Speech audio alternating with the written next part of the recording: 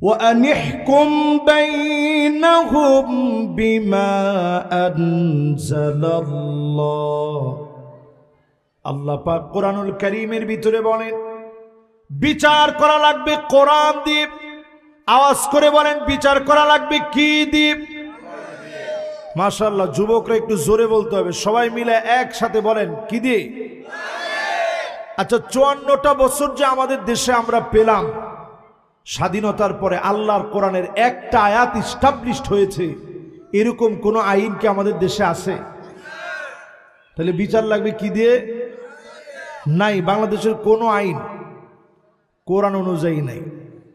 তাহলে বিচার লাগবে কি দিয়ে? 2 নম্বরে প্রিয় ভাইরা আমার, এই জমিনের বুকে বিচার লাগবে কোরআন দিয়ে।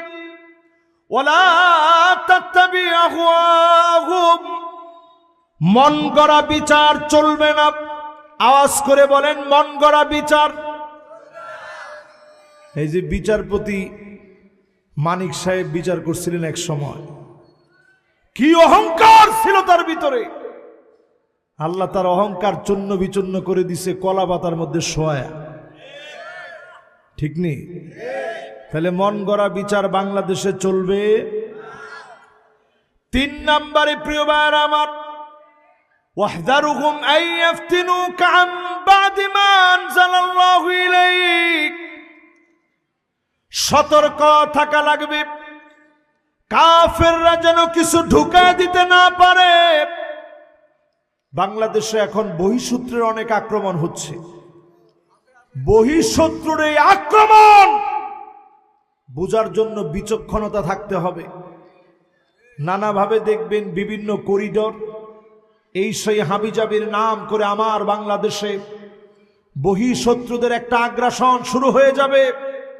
আমরা পরিষ্কারভাবে বলতে চাই, বদ্বীপের মতোই ছোট্ট বাংলাদেশ, বহিঃশত্রুর যত আক্রমণ হোক না কেন, কালেমাওয়ালা মুসলমান কোন বহিঃশত্রুর আক্রমণকে পরোয়া করবে না। আমেরিকা, ইন্ডিয়া, কারো কোন আক্রমণকে আমরা পরোয়া করি না। এজন্য যারা এখানে বসছেন, কোরআন থেকে আল্লাহ আমাদেরকে সজাগ সচেতন করছেন, খবরদার সতর্ক থাকা লাগবে।